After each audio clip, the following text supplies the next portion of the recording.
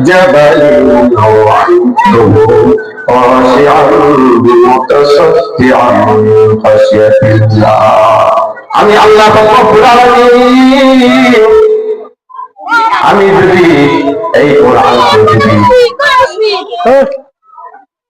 কোরআনকে যদি পাহাড়ের উপর নাজিল করতাম ওই পাহাড় যদি জ্ঞান থাকতো তাহলে ওই পাহাড় আল্লাহর ভয়ে পুষিয়া যেত তাই আমি আল্লাহ রব্বুল আলামিন নবী আলাইহিস সালাতু ওয়াস সালামের উপরে আমি কোরআনকে নাযিল করেছি এই কোরআনের ভাই আমরা এই কোরআন দিয়ে আমরা সমস্ত ইবাদত করতেছি এই কোরআনের ভাই আমরা কিভাবে নামাজ পড়ব কোন সূরাটা কোন সময় পড়তে লাগে নামাজ সহি শুদ্ধ হওয়ার জন্য নামাজ ঠিক হওয়ার জন্য সহি হওয়ার জন্য এই কোরআনের দরকার আল্লাহ পাক সমস্ত বস্তুর কথা এই কোরআনের মধ্যে বলে দিলেন এই কোরআন ছাড়া কেউ দোয়াও করতে পারবেন না এই কোরআন ছাড়া কেউ ইবাদত করতে পারবেন না এই কোরআন ছাড়া কেউ সহি রাস্তাও যাইতে পারবেন না এই কোরআন ছাড়া কেউ দোয়াও করতে পারবে না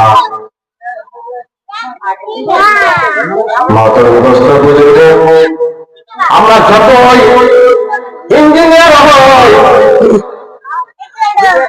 ডাক্তার হই যত বড় ডিগ্রিওয়ালা হই জেনারেল ডিগ্রিওয়ালা হই কিন্তু যতক্ষণ পর্যন্ত এই কোরআন না শিখতে পারবে সূরা না শিখতে পারবে ততক্ষণ পর্যন্ত সে ইবাদত করতে পারবে না নামাজও পড়তে পারবে না আজকে দেখা যায় প্রত্যেকটি গ্রামের মধ্যে মাত্র চলে আসে ওই মক্তবের হুজুরের সাথে বহুত ধরনের ঠাট্টা মাস্তানি হয়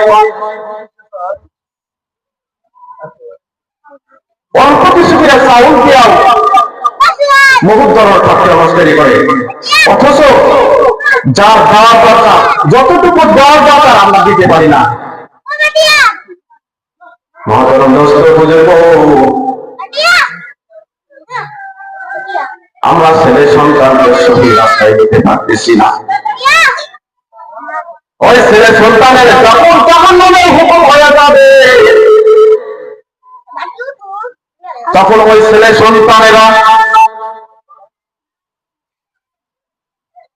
ছেলে সন্তানেরা বলবে নাজআলহুমা তাহতা আকদামিনা ইয়াকুনা মিনাল আসফালিন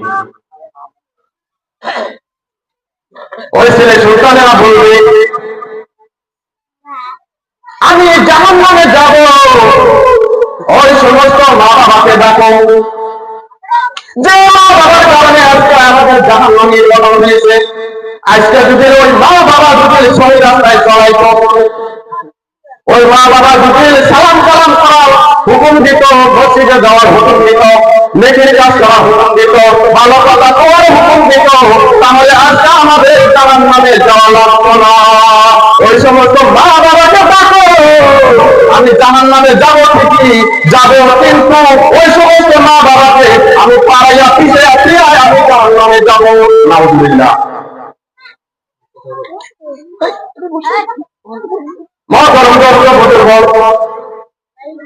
আমাদের আমরা যার যার যতটুকু হয়েছি আমরা সহি রাস্তায় চলি ছেলে সন্তানকে আমরা সহি রাস্তায় চলাবো ইনশাআল্লাহ আমরা সহি রাস্তায় চলাবো আল্লাহ রাব্বুল আলামিন কোরআনের মধ্যে বলেন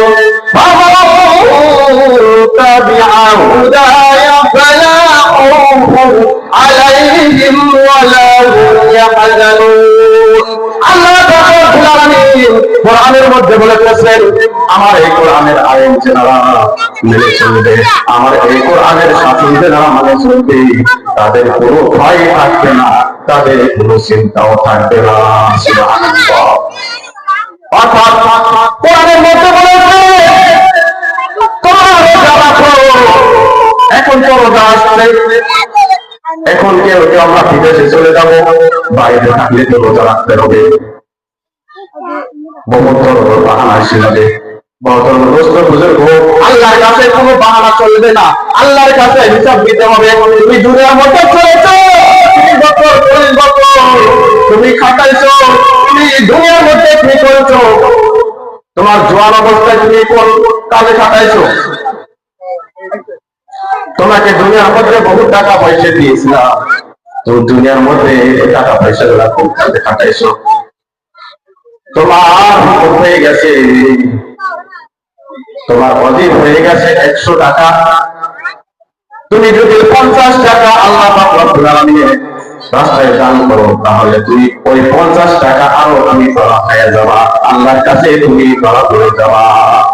মহতরম দোস্ত বুজুর্গ, আল্লাহ পাক রব্বুল আলামিন এত সত্তর করে আমাদেরকে হাতটাও দিলেন। আমাদের মতো বয়স্ক লোক, আমাদের মতো ছেলে পেলে, আমাদের মতো জোয়ানেরা এখন পর্যন্ত কত রাস্তার মধ্যে ঘুরে পাইরা তারা এটাকের জন্য কানেকশন করতেছে, তারপরেও তারা আল্লাহ আল্লাহ বলতেছে। আমরা দুনিয়ার মধ্যে লগে করে আল্লাহকে ভুলে গেছি। একটু না বলবে না, একটু বলবে না, মানুষের মধ্যে একখানে হলে কত খারাপ ভাষা মুখ দিয়ে বাহির পায়। মহতরম দোস্ত বুজুর্গ, তোমার হাত আছে, তোমার হাত বৃদ্ধি হয়ে যাবে। এই হাত এখন তোমার কাছে আছে, এই হাতই তোমার বৃদ্ধি হয়ে যাবে। এই হাতে তুমি খারাপ কাজ করছো, এই চোখ তোমার বৃদ্ধি হয়ে যাবে। চোখে সাক্ষী দিলে আমাকে দিয়ে অমুক খারাপ বস্তু দেখছে, অমুক খারাপ বস্তু দেখা অনেকে বলছে, চোখের উপর করছে।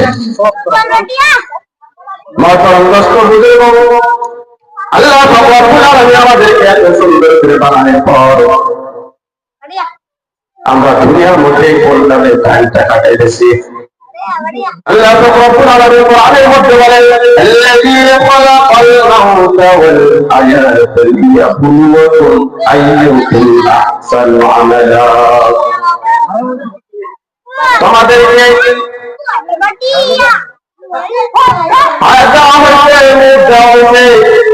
তুমি হায়াত নিয়ে দুনিয়ার মধ্যে চলতেছো, 30 বছর চলতেছ, 70 বছর তুমি দুনিয়ার মধ্যে কাটাইলা। তোমাকে দুনিয়ার মধ্যে ছেড়ে দেওয়া হয়েছে, তোমাকে আমি আল্লাহ আবার তোমাদেরকে পাঠিয়ে দিয়েছি। তুমি যদি নেক বান্দা হয়ে থাকো, তুমি যদি ঈমানদার হয়ে থাকো, তাহলে তুমি হবা দানা। আর যদি নেক বান্দা না হয়ে থাকো, গুনাহগার বান্দা হয়ে থাকো, তাহলে চিটা হয়ে যাবে। আমরা বহু ধরনের ধান আবাদ করি, চাউল আবাদ করি, হ্যাঁ পাট আবাদ করি, কালাই আবাদ করি, কিন্তু তার মধ্যে থেকে যেগুলা ধান সেগুলা আমরা শুকাই আমরা ঘরের মধ্যে থেকে রাখি। যেগুলা মরা মাছ সেগুলা আমরা চড়াইয়া দেয় সালের মধ্যে, যেগুলা চিটা কালাই সেগুলো আমরা ফলাইয়া দিই, যেগুলা ভালো সেগুলা নিয়ে আমরা ঘরের মধ্যে রাখি। আল্লাহ রব্বুল আলামিন বলেছেন, তোমরা যদি ভালো দানা হয়ে থাকো, তাহলে আমি আল্লাহ জান্নাতের মধ্যে রাখবো। সুবহানাল্লাহ।